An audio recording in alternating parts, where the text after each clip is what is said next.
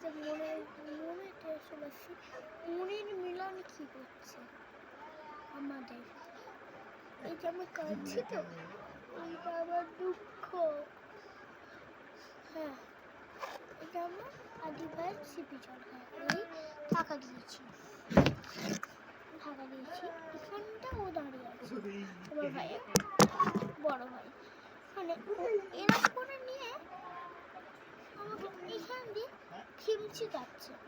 আমার লাগবে না, আমার তো লাগবে, ওই তো লাগবে না